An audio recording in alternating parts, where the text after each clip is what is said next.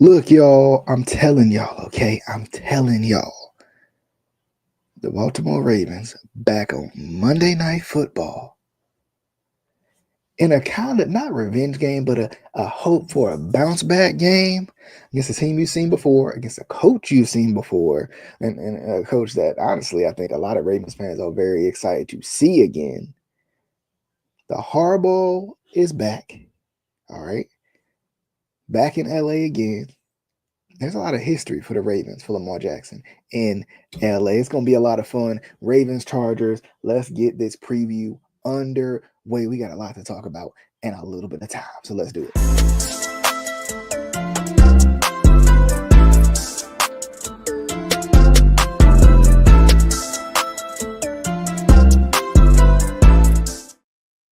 All right, y'all. Welcome into the Be More Show. Look, we back again on a game day preview or something. I don't know what we're doing, but anyway, it don't really matter. It don't really matter. We can get right into it. Okay, the Ravens play the LA Chargers tonight, back in LA again on a Monday night, which is very interesting, and some good history for the Ravens, at least in the past. But the Harbaughs go at it again, Jim and John going back at it again. So I mean, we've seen some fun matchups too between those two. And the Ravens and the Niners back in the day as well. So those are always a lot of fun. I think we saw one on what, Christmas Day? Was it Christmas back then? I think it was Thanksgiving. It was a Thursday night Thanksgiving game way back when Jim was in the league, and then of course the Super Bowl as well, which everybody at least for Ravens fans still looks very fondly on. But a lot of fun. It's always fun when John and Jim get together and they go against each other, especially considering I don't want to say they're two teams going in opposite directions or anything like that, but I I feel like Jim has coached a better season so far than John has. So that's very interesting, especially him making his comeback uh, into the NFL, and taking some time off away from the NFL, going back to the college game, winning a title there as well. Like it's just very interesting when those two get together. It's very interesting, and it's nice that John has the edge a little bit because I feel like, especially football wise, there ain't nobody besides your bitter rival. There's probably nobody that knows you more than your brother, right? Like, you probably talk about way too much to your brother than you do anybody else. So it's always a lot of fun. And of course, the Ravens have had good history against the Chargers as well. I think the last time they played the Chargers, it was a pretty big blowout. The last time they played, not the last time, but one of the biggest times they played in LA, it was a big game too. But I'm definitely excited, man. I'm excited going in. I'm excited going in because the I feel like this could be a really good bounce back game for the Ravens, and it needs to be. This needs to be, it's funny. I talked about it last week. I felt like last week needed to be the game where you kind of showed who you were, and unfortunately, we might have just got that. But I think tonight we need to see what the Ravens can do and bounce back against another AFC team, because right now, unfortunately, and shout out to Engraven, I know he put it out there, and of course, other Ravens content creators have put it out there about kind of the playoff picture right now and how close and how tight the AFC is. Not to mention the Chiefs, and what they've been doing, but of course the Steelers who we saw last week, and the other divisional leaders as well with the Texans and stuff like that, and the Bills, but also the other teams that are in the thick of that playoff race, especially for the wild card spots. The rest of those wild card spots. It's very interesting going in to see how close the race is right now. Especially, it felt like to start the season. I know the Ravens started 0-2, and it felt like for a little bit there they were kind of getting their rhythm going. And it's not that they were going to run away with the number one seed by any means, because the Chiefs have had it since day one. But it did feel like there was going to be a tighter race than it is for the Ravens with everybody else right now. Because unfortunately, the Ravens, they had a tiebreaker over the Bills, but they lost the tiebreaker over the Chiefs. They, unless they can sweep the Steelers right now, as of right now, they lost the tiebreaker with the Steelers. So there's a lot of and if they lose tonight against the Chargers, that's another AFC team that you fighting with to try to get into the playoffs. And you probably fighting for that, for one of those, for that spot, because it looks like the Chiefs are going to win that division, and if they do, that means the Chargers are the team. I mean, either way, if you lose to both of them, it's worse. It's even worse. So I'm excited though, man. Going into this game. Let's look at the inactives real quick. Going into this game, man, it's one of those. I love Monday Night Football, man. I love Monday Night Football. I love football on prime time. It's always a lot of fun, always exciting. Like I feel like it's one of those times where like you ain't even gotta. You ain't even gotta really like search and scour for the game by no means. You just go and you watch the game, right? It's on prime time. Everybody's watching. And I feel like the Ravens have been pretty good in prime time. Let's look at these inactives real quick. So we got Roquan, which I think is a little surprising. Arthur Millette, Rasheen Ali, Sanoski Kane, Nick Samak. Ain't he the long snapper? Is he the long snapper? I can't remember if he's a long snapper or not. But anyway, and David Ajabo. So interestingly enough, I think the main three that I'm looking at right now is Arthur Millette, in terms of at corner. Of course, the starting middle linebacker, Roquan Smith. It'll be interesting to see especially with JK and the way that JK's been running, and he's gonna probably be looking for a little bit of revenge himself. The way that he's been running, man, it's gonna be interesting to see if they attack the middle of the field quickly in the run game. If they really try to, get past Travis Jones and attack Trenton Simpson, and probably Malik Harrison, right? That'll be very interesting. I'll be interested too, especially since Roquan Smith is not playing tonight.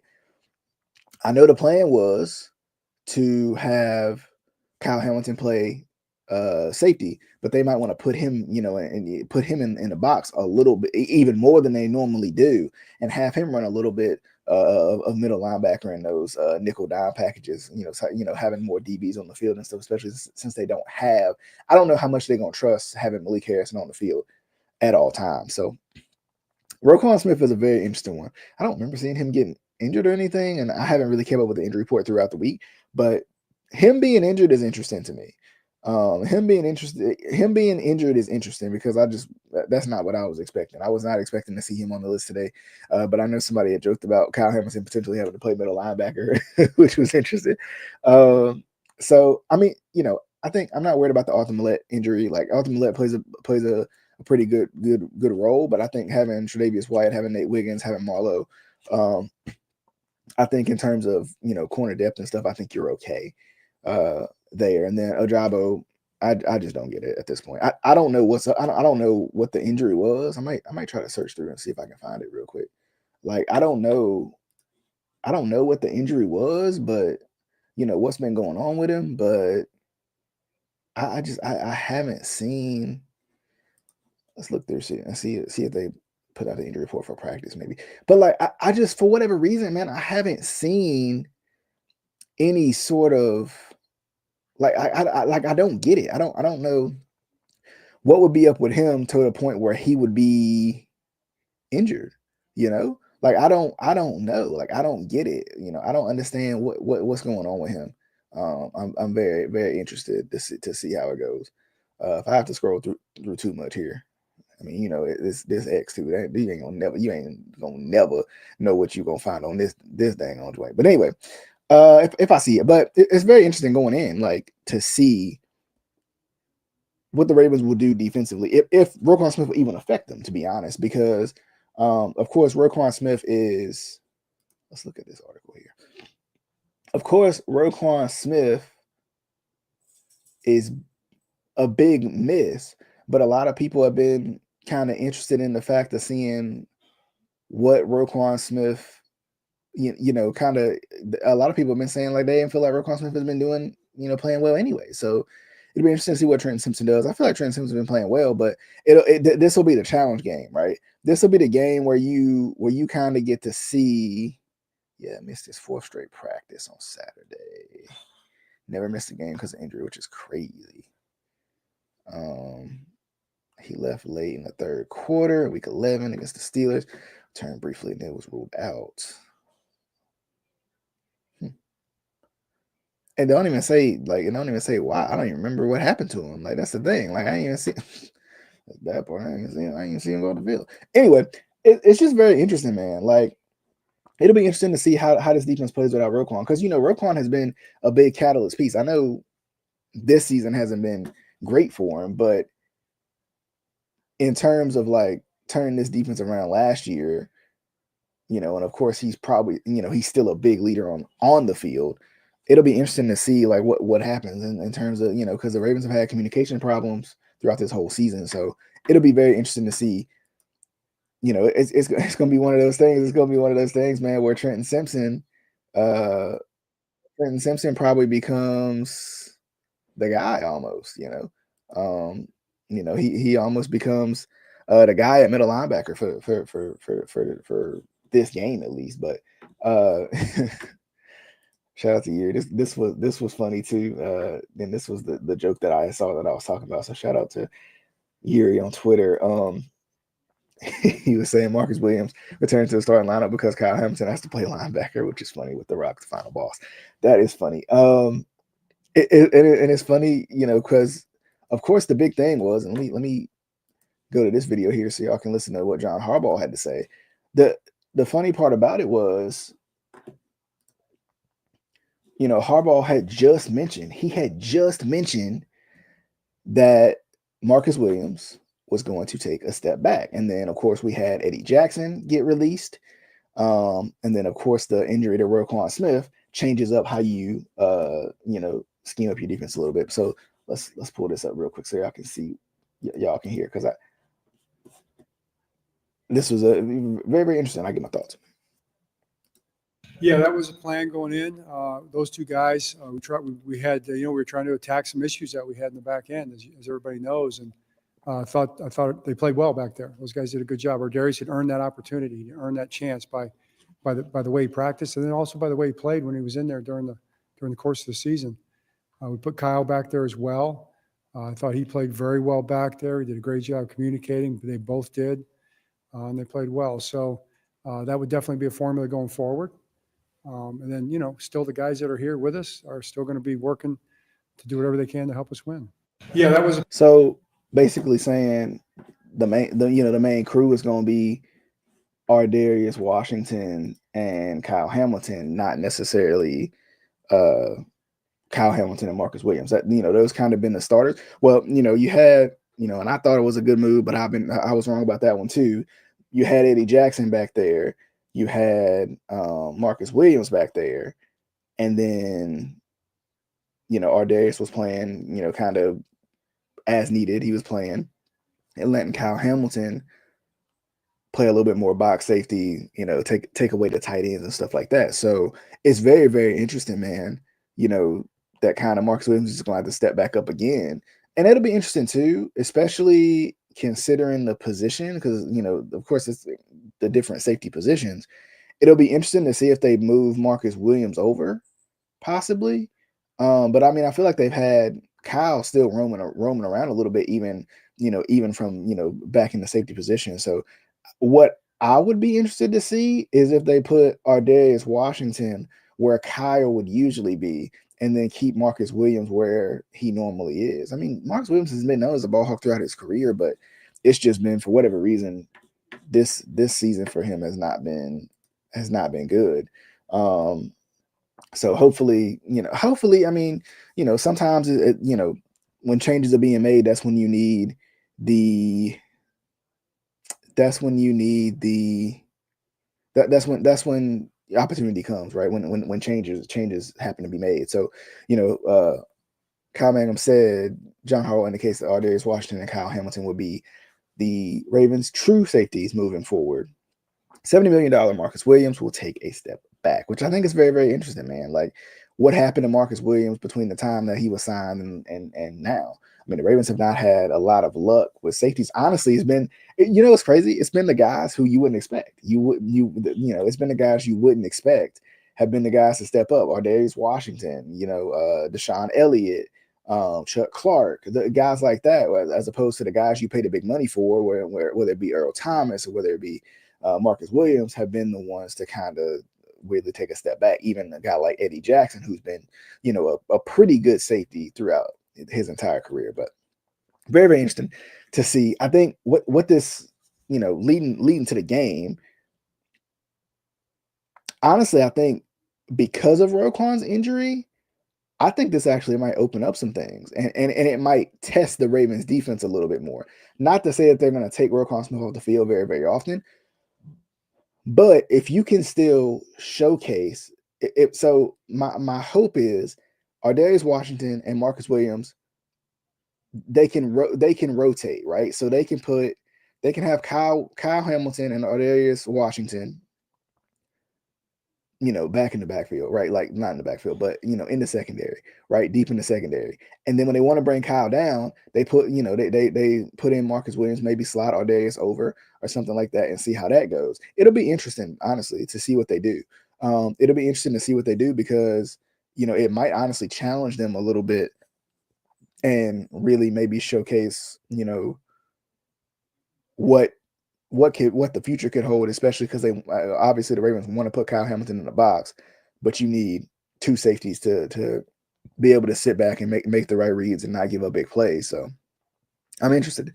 I'm interested to see what it's going to be like. I think I honestly, especially with some of the receivers that the Chargers got. I know McConkley is questionable, I think, but to see like what Quentin Johnson is going to do and stuff like that. Like, I think it's going to be interesting, to see what how this secondary holds up in this game. So I'm excited.